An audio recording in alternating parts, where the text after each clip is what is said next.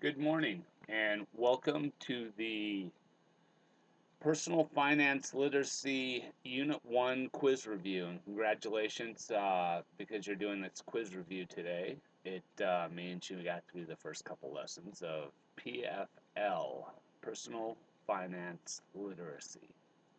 I'm John Gould. I'm your instructor, teacher. Hopefully you guys are contacting me. But in preparing for our first quiz, it's very important that you take time to review. The quizzes are a big part of your test, and the quizzes just go over all the material you've covered since your last quiz or test. So let's get started. Today we're going to cover the first 5 questions of the 30 question review.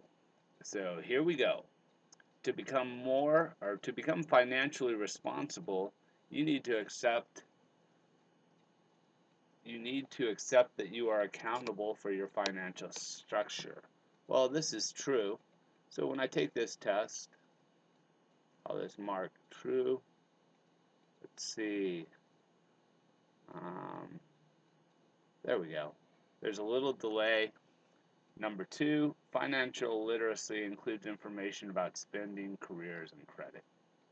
Well, all of those things. Spending is important. Careers, obviously what you do for money is important, or do for your income.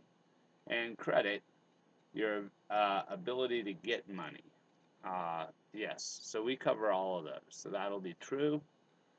Paying bills just one day late is responsible. Well, it could be responsible in extreme circumstances, but you're going to get hit with a late fee. And so I would say, unless there's some extreme case that prevents you from paying things on time, it is not responsible, it's irresponsible. So I would mark false. And then we'll move down the screen a little bit, if it'll let me. There we go. And some reason my answer didn't come up here. False. Let's see. It's a little lag time. There we go. All right. I'm gonna move up, and we're gonna see the last. We'll go through question 4. Sellers must legally tell a buyer if a good or service is not good quality. Well, now we're getting into a legal question, and you'll remember that there is an obligation for the seller to tell the buyer if a good or service is not good quality, if they know that. But for the most part, there's an adage, buyer beware. The buyer needs to beware. So a seller, while there may be a moral obligation to do that, there is not a legal obligation. So that's the difference between something that's morally obligated and something that's legally obligated. Number 5, Roger wants to choose a major for college. He has several interests, but not sure which one to choose. What should Roger do?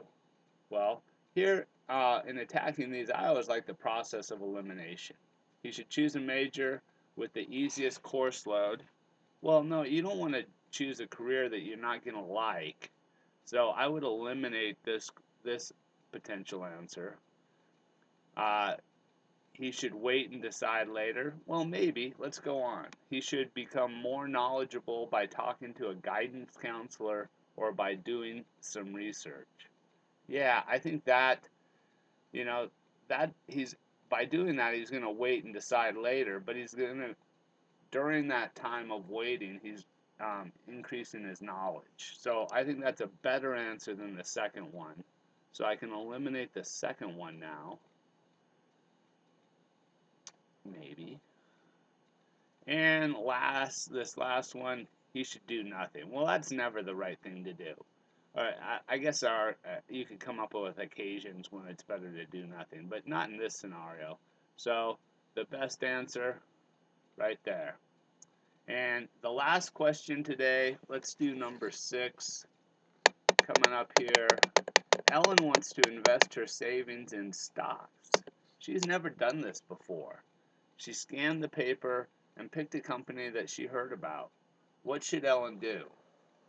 She should become more knowledgeable about her options for investing.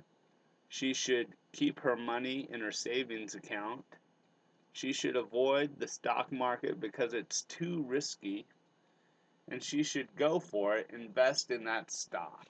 Well, there's nothing wrong with investing in companies that you like, but before you invest your money, you should become more knowledgeable. So, of these 4 answers, I think answer 1 is the best answer. Um, Keeping her money in a savings account, well, that can be good too, but maybe she's in a position in her life where she wants something maybe a little more risky that would provide a little bigger reward. So you'd eliminate that. Avoiding the stock market because it's too risky. Well, some people, if she's risk averse, she doesn't like risk, maybe that would be something to avoid. But the stock market's done very well over the last 50 years.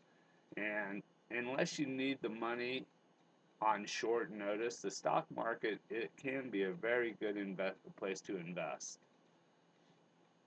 But just going for it, unless you're really knowledgeable about stocks and the stock market, you could lose a lot of money if you just do something that you may later regret. So it's always good to talk to somebody that's an expert in that area. Just as in the previous question, the person with his college major talked to his advisors. So there, we've just done the first 6 questions. Hopefully this was helpful. Congratulations on getting through the first part of the semester, and keep up the good work.